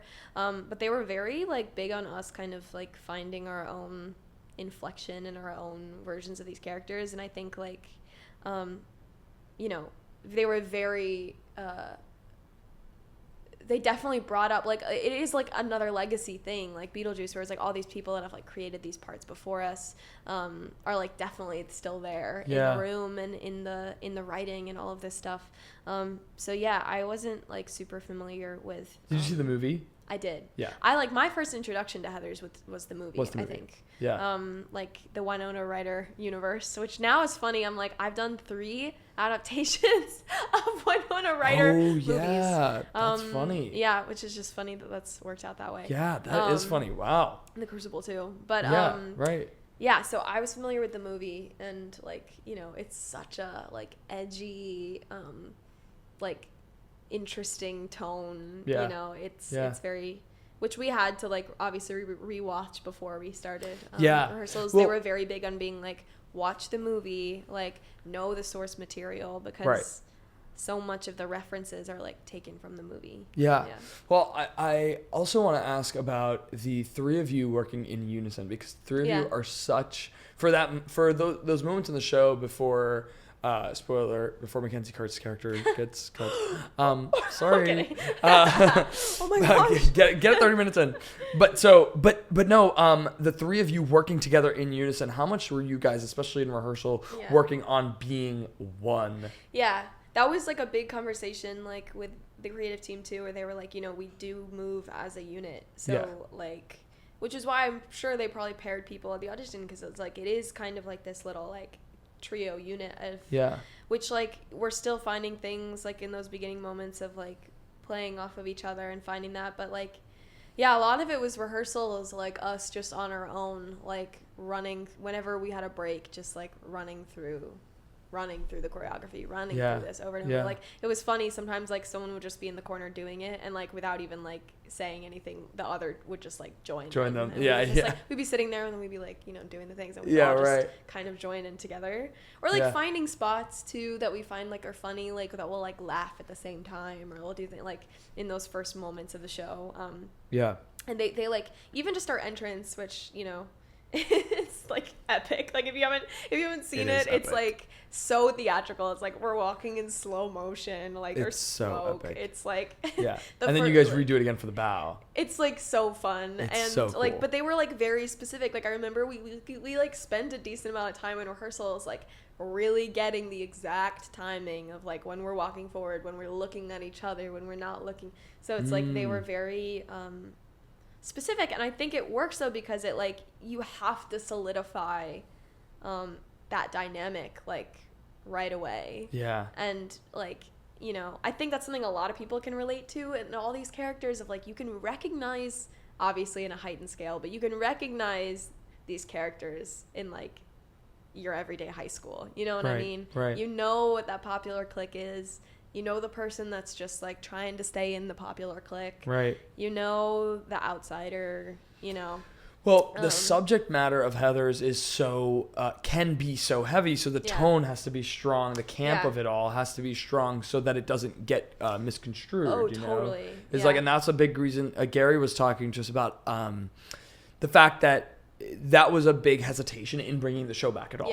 Was how the subject matter can be misinterpreted, and also it's just heavy. Some of it is really heavy. It is, and I think like the interesting thing is like, I do think it does work really well right now. I think like it is heavy material, but like, you know, some of these themes are like still themes and circumstances that, you know, teens are dealing with every day. And I think like there is something therapeutic about like coming in and seeing yourself represented, or seeing these characters going through these sort of heavy things, but balanced with, I think the show does a good job of balancing it with the comedy and with the lightness, sort of like Beetlejuice. So yeah, I think I mean, and then you come in knowing, like you said, like the tone is so strong, where it's like, you know that this is like, there is a campiness to it. You know, there is, you know, a very specific like jokes from the movie that like, you know, are so of the time of the 80s, you know. What are you finding audiences? You guys have been open for almost a month now. And what are you finding that audiences are resonating with the most about the show? What are they finding funny, the funniest? What are they finding the stuff that's most moving, or, you know, things like that? Honestly, it depends on the night. Like we've been we feel very spoiled in that, like even in just a month, like a weaker crowd is still like an insane crowd. Super like jazzed, everyone, it's like everyone is cheering, everyone's excited. Sometimes you have quieter audiences than others. We have found that I think the fun thing about the show is that the fan base does kind of span generations. So like we have like a really young fan base that maybe is more keen to the musical. And then we have an older fan base that like really knows the movie. Right. And so it's interesting because we can tell the difference sometimes of like if there are more young people or older people in the crowd, because like we'll tend to get more laughs on some of the more niche references. Like, it's so great to have a show that has, there's still room for awareness. Like Beetlejuice, everyone knew that movie. Right, There's right. Room for it. There's still an audience that doesn't know about it. Oh, totally. That would love it. Yeah, I've not seen the movie. Yeah. I've actually not seen the movie. Yeah, honestly, I've met some people that were like, this is my first introduction to anything to do with it. And they had a good time. I think like there is something for everyone in like terms of just the spectacle of it. But yeah, it is funny how like some jokes will land more with an audience that like, you know, knows the Breakfast Club. Like, you know, right. Like, which like I love the Breakfast Club, but it's funny, like sometimes it's silent and like you're like, oh yeah, like there are kids they're that not probably getting haven't seen that, or you know, some of the more that's more like funny. I didn't even think about that. Jokes. Yeah, that is really funny. I want to, before we leave Heather's, I want to talk about this cast. You and Mackenzie and Olivia, we talked about the three of you working together, but also Casey and Lorna, like you guys and oh my gosh, why am I blanking? Carrie, yes, Carrie. Gosh, Carrie, were you guys in Beetlejuice together? Yes. You were. Yeah. Oh yeah. Talk to me about working with this cast, because you guys really have. I remember when the cast came out, it felt like the internet broke for a minute. Yeah. Like it was the hugest theater news of the day of that week. You know what I mean? Like it was such a huge like, oh my gosh, Heather has all stars. Like it was like it was amazing. I mean, like I'm such fans of everyone in the show. You know, like I remember when my agent told me who was going to be in the cast, and I just remember being like, oh my god, oh my god, oh my god. Like I was freaking out too, because I just was like, you know, these are like amazing performers like in my age group, peer group, that like I think are just fantastic. And it's funny because like all of us kind of know each other, so that's the other fun part is like Olivia and I had known each other. Olivia and Mackenzie went to school together, and Lorna, they were all at the same school. I did not realize that. Wow. So like that's funny. I knew Mackenzie through mutual friends, but we had been wanting to work together but hadn't really like gotten the opportunity. And then she's brilliant. She's so funny. So funny. Yeah. And then Lorna and I had like met each other at a few different events and like through friends too. And same with like I knew Casey as well. Like I saw him in Back to the Future. Yeah. Because we were like doing our shows at the same time. Like right. Yeah.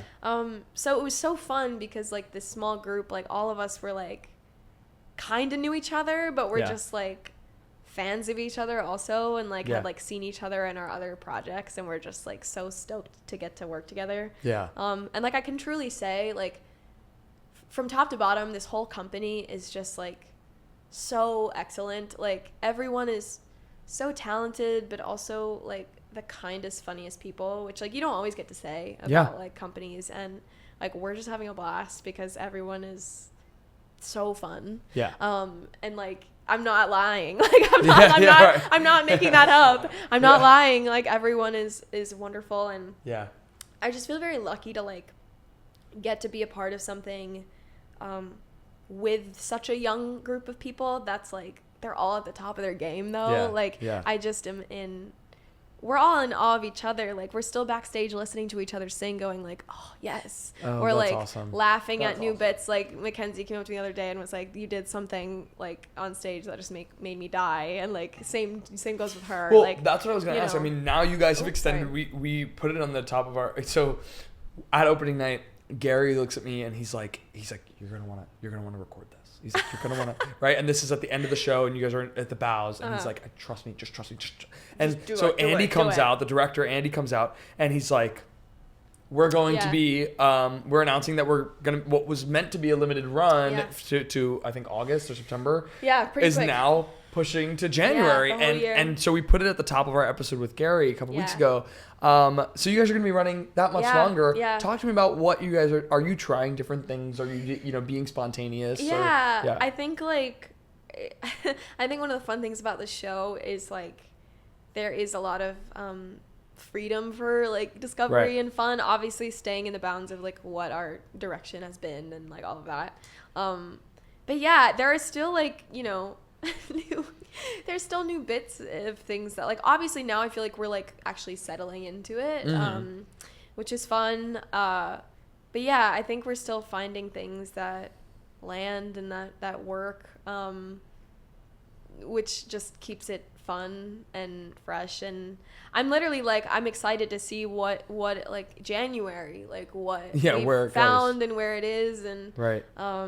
I think all of us are so comfortable with each other now too, which is fun because like, you know, we're like a family. And so finding those fun dynamics of like the little side scenes of like people dynamics of like, you know, even in just like the first few scenes, like with the Heathers, there are some moments where we're on stage but we're like not in the scene, and like we're still fully in character but just interacting with each other like the characters would, which is very funny. Yeah, like that when is funny. JD comes on, we're like, what is he wearing? Yeah, like, you know, right. So it's like, it's honestly like those fun like side moments that like maybe the audience doesn't notice, maybe they do, but are like fun to discover with everyone. Yeah, that's awesome. It's just silly. I love that. People make me like, I really try not to break, but sometimes it's too hard. And Mackenzie is such a clearly, evidently, it's so yeah, hard. right. Yeah. There's like, but especially with someone like Mackenzie and it's like, she's so brilliant. And Carrie, like Carrie's so funny in the show too. Is so good.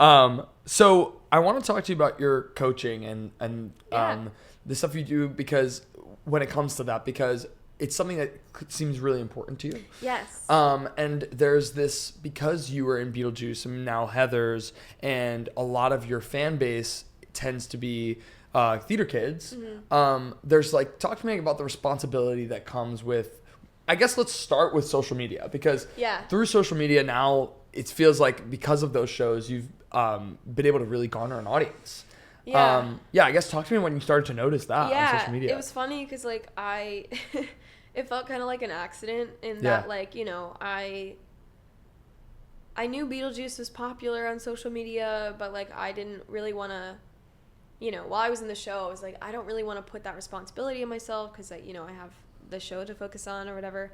But it kind of just happened. Like people just love seeing like behind the scenes, and so like whenever I just had whenever I felt like it was never felt like a job, but I would just, you know, record, like Alex and I started doing different bows every night at Beetlejuice, and so like recording those and that's or like doing stuff backstage, and you know, suddenly it would be like, you know, 2 million views, and you're like, what? Whoa. It's like, you know, like it's just amazing that people like care about seeing that dynamic, and you know, like Alex I love, like we're so close, so I think like that garnered a lot of, you know, suddenly I had such a following that I didn't have before. I mean, honestly, even with Beetlejuice, it was one of those things where the announcement happened and it was like, you know, my Instagram that day was like blown up, and I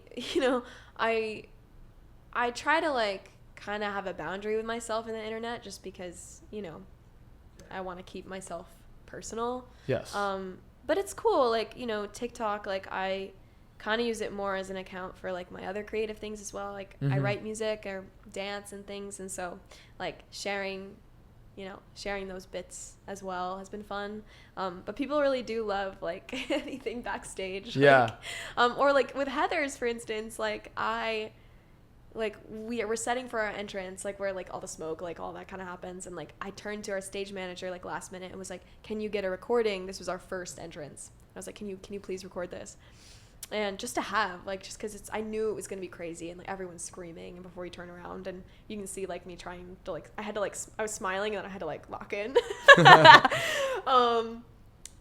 that has, I think now like 3 million views or something crazy. Like, just, you know, like it's not me, like it was not trying to do anything, but it was just another example of like I think people really like seeing like glimpses of, you know, where they can't be, like if they're not like seeing the things they don't see, like backstage and stuff.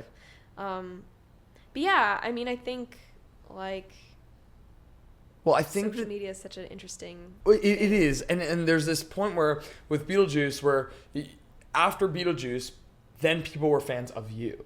You know what I mean? Yeah. And that's why the Heather announcement was such a cool thing, was because it was a celebration of the fact that you were playing Heather McNamara, which I think is where social media, I don't know, I think there's something special to that. You know? Yeah, it was very cool. I mean, like, you never know what any sort of response is going to be to anything. And I try to not really, like, I don't really read much, like, online. I don't really, you know, I try to, for my own mental, like, being, like, stay off.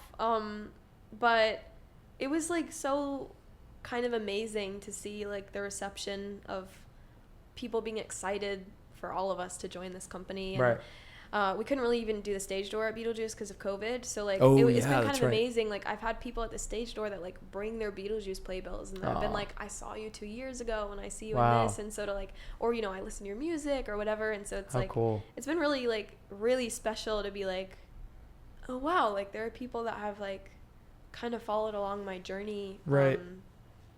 Since Beetlejuice, maybe before or after, or, like, maybe they're introduced through Heather's or whatever. Yeah. But, it's very, like, it's so wild to think about. Like, and it is because when you look at, like, even with this podcast, like, I've seen when you look at your numbers or you look at analytics or things like that, and you look at it and you go like, I'm sorry, I didn't know that country existed. You know, you're like, what is that place? Yeah, like, you know, it'll be like 0.1% of, you know, some country in the middle of, you know, Dagestan or something. And you're like, oh, I didn't know that was a thing, you know? Yeah. So I think that's also interesting where you don't know who's viewing it or how, you know? I know. It's like sometimes a little overwhelming to be like, that many people saw that video? Yes. Yeah. Whoa. Right. Yeah. Yeah, but it's very amazing. Yeah. Let's talk about coaching. I want to talk about what interests you about it because you said both of your parents are teachers. Yeah. What do you think you find the most rewarding about teaching and coaching? Oh my gosh, I love teaching. Like, I really do. And I think, like, having parents as teachers, like, informs so much of how I teach because, like, I grew up around that, you know, like, I would watch my dad teach classes. Like, I would sit in and watch, or I would, like, sometimes he would, you know, I would take like one of their classes, and seeing how he approached teaching and with, like, kindness and openness and not this, you know, need to, like, tear anyone down. Right. And also just, like, you know, anyone that has parents as teachers, it doesn't matter what they teach, you're just around that energy, like the dinner table conversations, like all of that, you know, and you know, education was just, like, a big topic of conversation in my family. And so I kind of started teaching. Honestly, I started teaching through assisting my dad a few times, like with choreography. I would, like, come and assist him, and it was so fun. Like, we worked so well together. Yeah. And then, I started, I remember the first time I did, like, a song coaching class where, which is what I mostly do now, where it's, like, the acting through song stuff, yeah. And I remember I was really nervous because I was like, you know, do I know what I'm talking about? Like, I don't want, you know, I don't want to mess this up. And my dad was like, just trust yourself. Like, I think you'll know what to do. And, it was just, like, the most amazing experience. And then since then, like, that was years ago, I feel like I've gotten the chance then to, like, I've choreographed at some camps.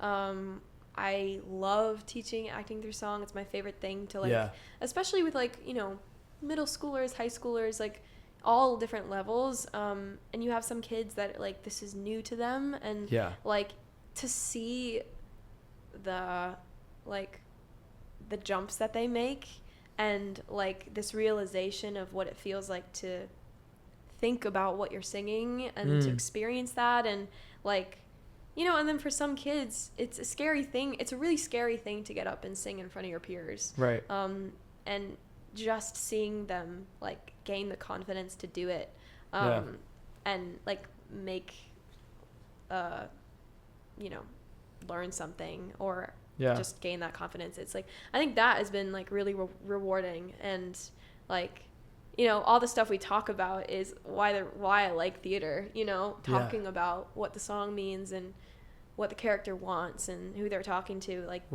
it inspires me as, like, a performer.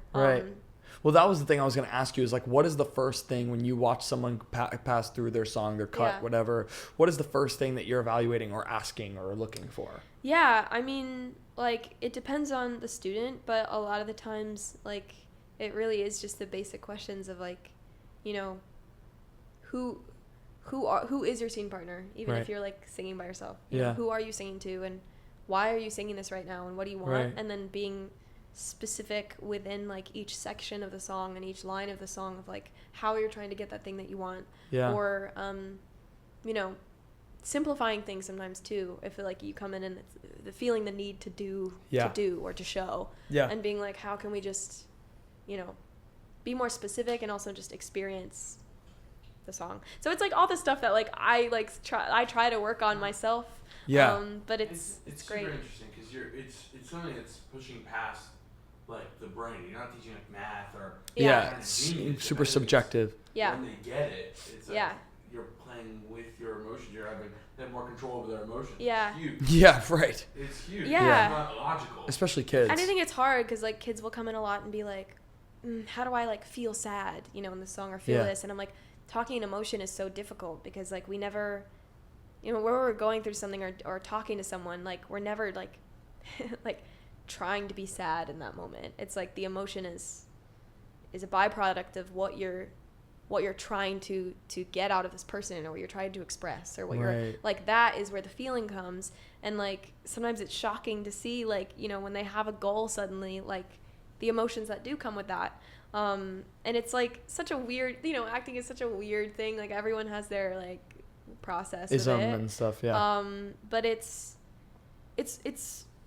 really fun to like, I always just get up, you know, if I'm doing a class with them and go like, you know, what I say is not right or wrong. Like what you do is you do is not right or wrong. If you don't connect with what I'm doing, like that's okay. Like just try. And then if you don't, you know, there's no, I think that's the difficult thing. Like you said, it's not like math or science. Yeah. And I always try to ask like when they do it again, I usually go like, how did that, you know, feel? What did you notice? And like, especially with the younger kids, sometimes they'll go like, oh, it was better. And I always go like, try to say, if you say it's better, why? Because art is so subjective. And I was like, the first time you did it wasn't bad. Right. Do you know what I mean? Like, what does better mean? Yes. Because how often do you watch something and you're like, well, what is better though? Like, you know, and then they're forced to kind of go more truthful, and then you go through what exactly was. Exactly. Yeah. Like trying to have them go like, what did I do differently that makes me feel better? Because it's so subjective that nothing's good or bad. There's this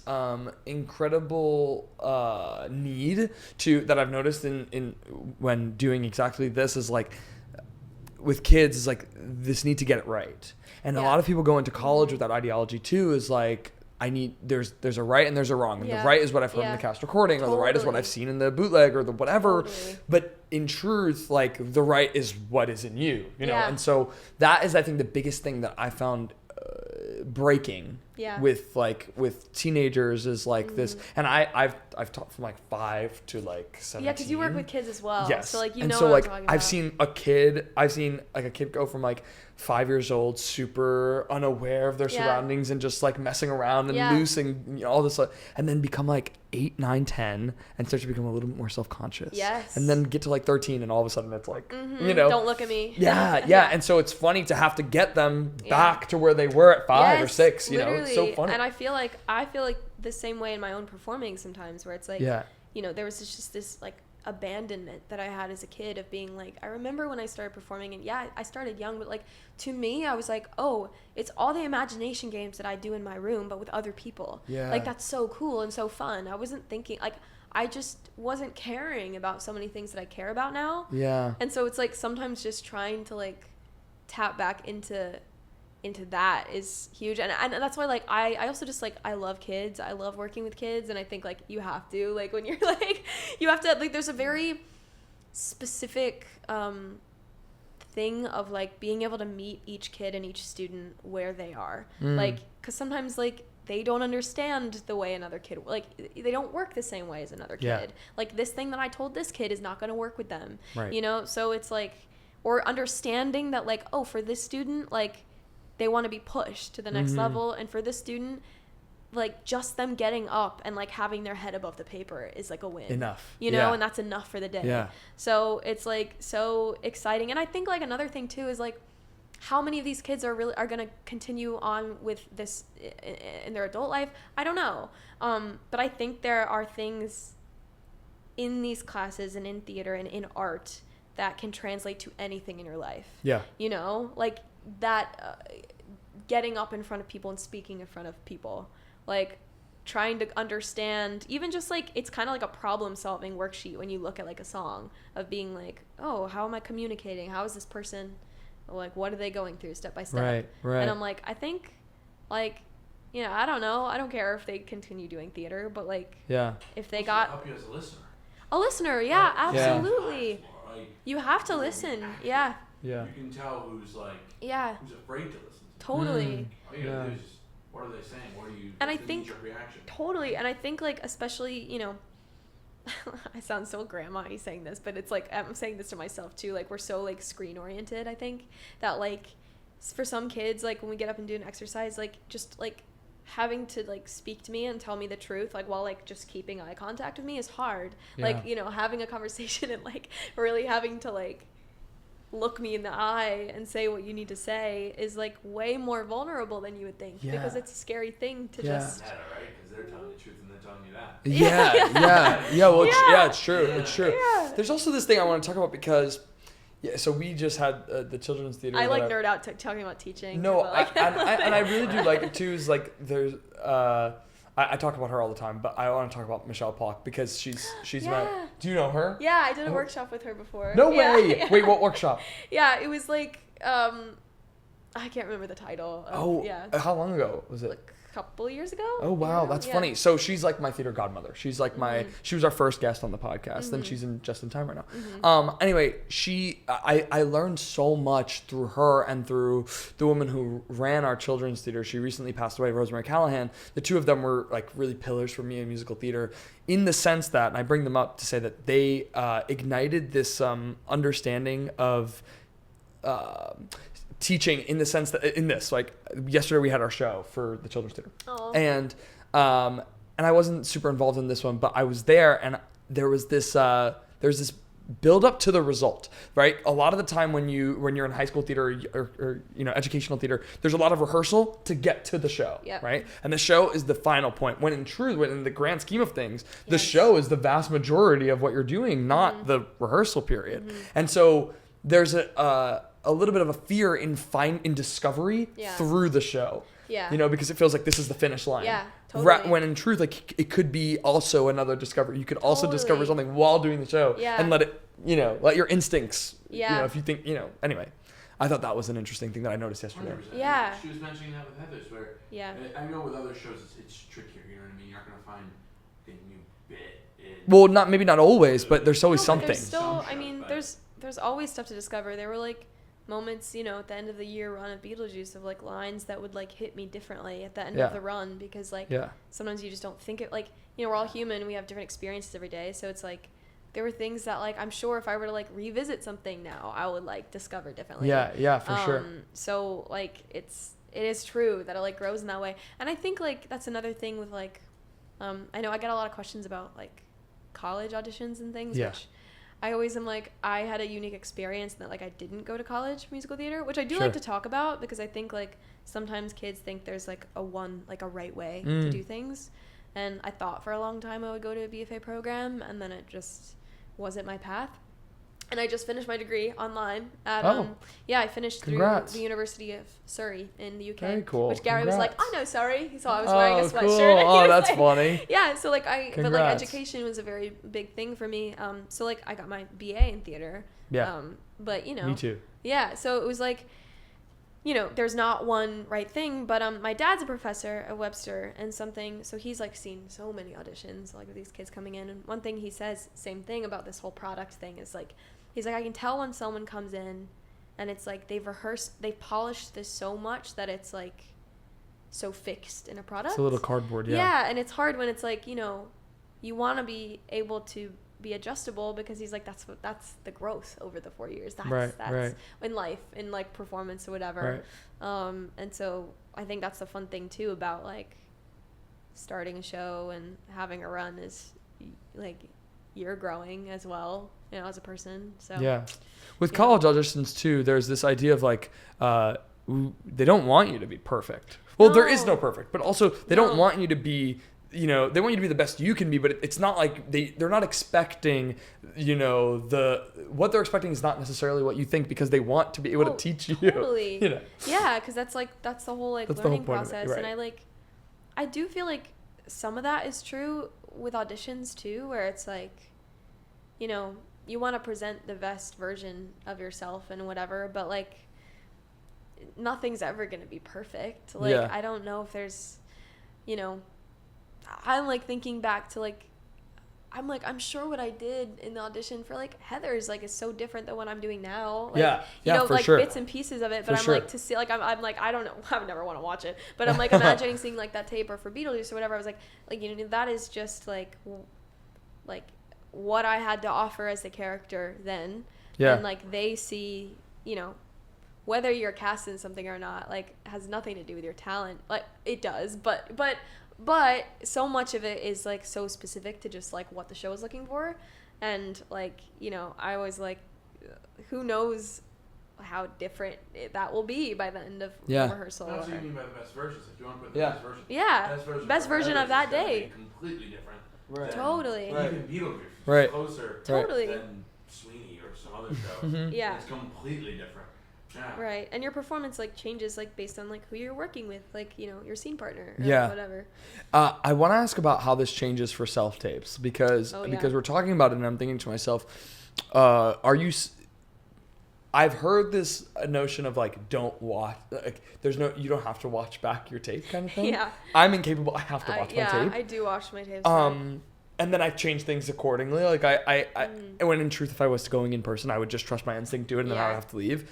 I guess opinions on that. Oh gosh, it's so hard. I feel like everyone has their own like relationship to it. Yeah. Because there are like pros and cons to both. I think the pros are like you can get a take that you're like happy with. Yeah. But also like, are we ever fully happy with it? I don't know. Like that's the thing too, is I think like, you know, I feel like I've learned a lot from watching myself. So like that's good. But also like, it's so tough because you scrutinize like every single thing when in reality it's like you said, like if you're doing a live performance or like going to the room, you're just gonna do what you do. Yeah. So I've been trying to be better about like limiting myself to like a certain amount of takes, or you know, sometimes you look back and you're like, the first one is the best. Like, you know, like, so I don't know. I think it's so hard because like all of us have to self-tape. And knowing when to let it go. Yeah. That's been the thing I've been trying to learn and is like, all right, well, he knows, he's read with me before. It's like, just like, oh, I have to let it go. Like I have to part with it. You know. Yeah. It's hard because I think like we are all like our worst critics. Like I think we're our hardest critics. Yeah. So it's an out there take, but it's like also the imperfections. You saw Vanya. Yeah. Oh my gosh. That's an acting masterclass. Yeah. Yeah, for sure. A lot of the imperfections. Yeah. That would be dirty and kind of disgusting and kind of, oh wow, I don't know if I would make that choice risky. Yeah. Right. Is what makes it human. Right. It makes it incredibly relatable. Yeah, for it's sure. like the perfectionism. Incredibly subjective. Yeah. I'm gonna ask you a big question.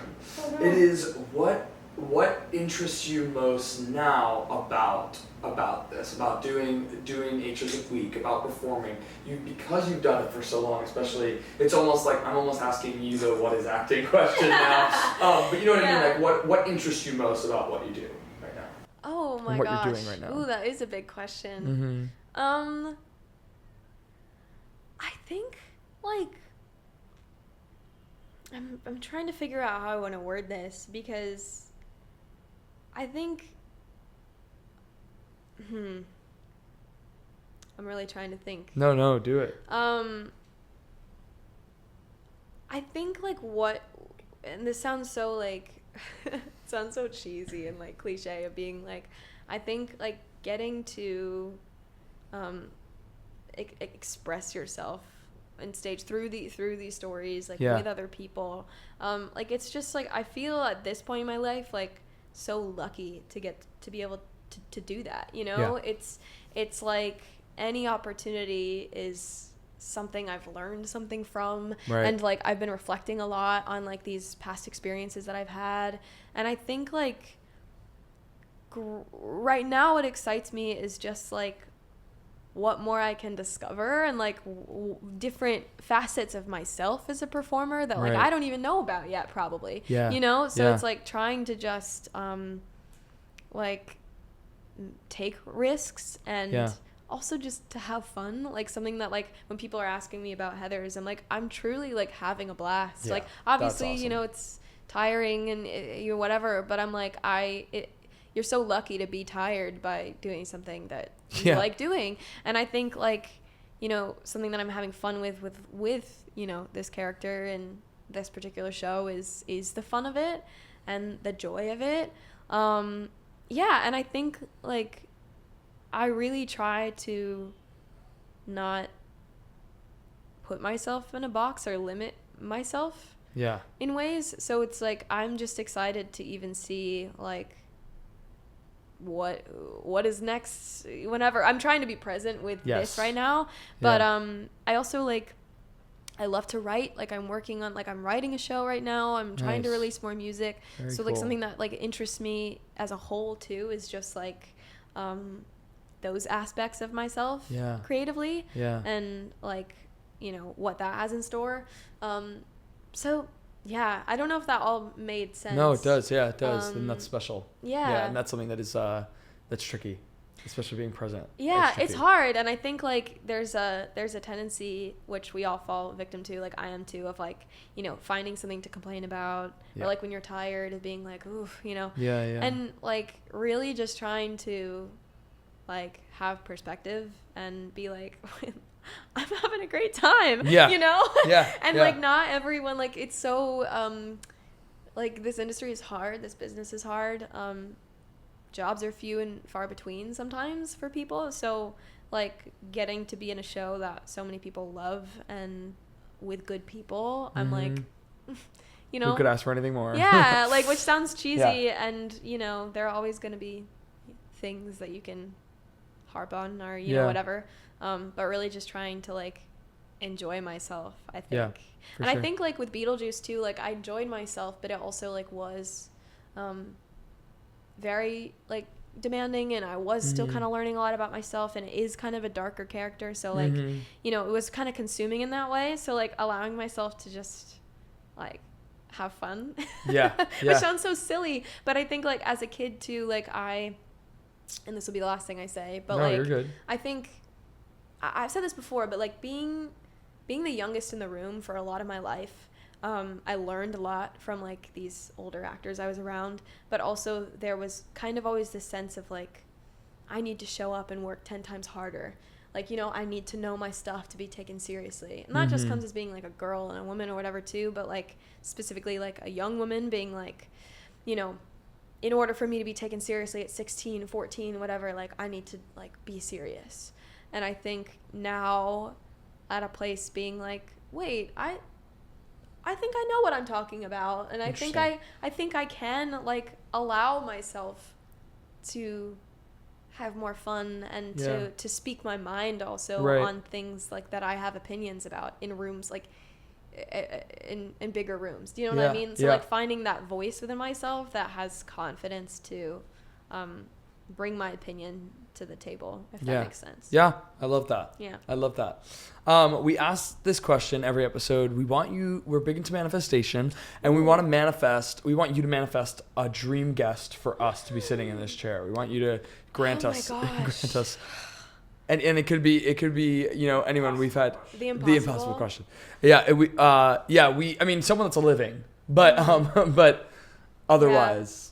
We've gotten wide. Well, maybe Gary because gave we us were talking about it, I was like, maybe Andrew Scott. That would be crazy. Yeah. Oh, like, I love that. I would just love to like listen to what his... Did you get to see Vanya? No, I didn't. It was a hard ticket to get, honestly. Yeah, we had to buy them. It was tough. But like I would like love to hear I'll take it. All of his insights of what that was like. He's a genius. He is. I love that. Okay, we want to play a little game. We're going to see if this one works out. So this is, have you ever played with AI? Have you played with AI at all? No. Okay, so because the podcast is called I Want to Be Like You, This game is called AI Want to Be Like You. We're going to give you, I had AI, let me pull it out. So I had AI write a bunch of quotes from the various shows that you've been in. And I'm going to... That's crazy. I'm going to have you guess. I'm going to have you guess from which show they are. Right? Okay. So let me see. I have it pulled up right here. Where is it? Okay. These are all shows that I've been in? These are shows that you've been in. And some of them are, I think most of them are lines that you've said. Okay. They're a little, I will say AI warned me ahead of time. They're slightly paraphrased so that you don't give too much away. That's okay. This one's pretty easy. We'll start with an easy one. We must be proper and prim, always on our best behavior. It's what's expected of us. Mary Poppins? Yes, that's right. That's right. We're off to a good start. Yeah, we're off to a good start. We're off to a good start. Okay. Don't remember any lines from that show. 0. Okay. You're gonna die alone with no one to care. That's what you get for being weak. What?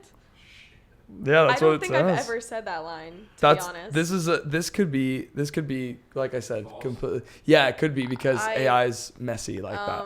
It's claiming that it's from Heather's. That's the claim, and it might not be your line. It might be someone else's line. Again? You're gonna die alone with no one to care. That's what you get for being weak. I genuinely don't know who says that in Heather's, and maybe if there's a Heather's fan out there that's like, that can pull it out. How did you not know? Like that, yeah. Like, genuinely. Maybe you'll have to listen for it tonight. I mean, I know in the song like Wine, she's like, "You're gonna die alone," but I don't know the other. That's the other part of it. Yeah, interesting. Well, I'm failing. Interesting. Or AI's failing. Don't use AI. Yeah, right. I'm kidding. Okay. Okay. I've seen too much already. The weight of it presses on me, but I must stay silent. I don't know any of these. Oh, really? No. This one I did fact check. Say this again. I've seen too much already. The weight of it presses on me, but I must stay silent. Okay, that's definitely not a line I've said before. Yeah, maybe it's not a line that you said, but it's a line from a show. It says it's from the audience. Oh, okay. That would make sense. I'm failing. You're thinking Heather's now. You're in Heather's. To be honest, there were lots of that was a wordy show. Yeah. She had. Wow, I'm doing great. No, I it's went okay. like this. I was like, when did I say that? Yeah. No. You're good. You're good. The audience, you're good. I should have made. Okay. Okay. Okay. This is so funny. It's my turn to shine. To step out of the shadows. I won't be ignored anymore.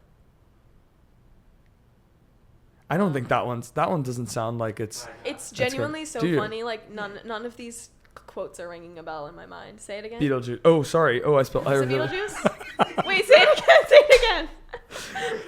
It's my turn to shine. To step out of the shadows. I won't be Beetlejuice ignored. Says that, right? I think so. Okay, yeah, that makes sense. I genuinely was just like, revealed it. You were like this.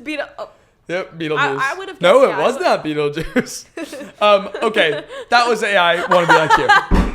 There are other ones, but I don't even want to test with the idea of it not being real because I'm obsessed with every line of me going, wait. Because it's one of those things where I'm not, genuinely none of those rang a bell. Yeah. So clearly, maybe I just have a bad memory. Or maybe it's AI. Who knows? I tuned out everything that wasn't my own line. I'm kidding.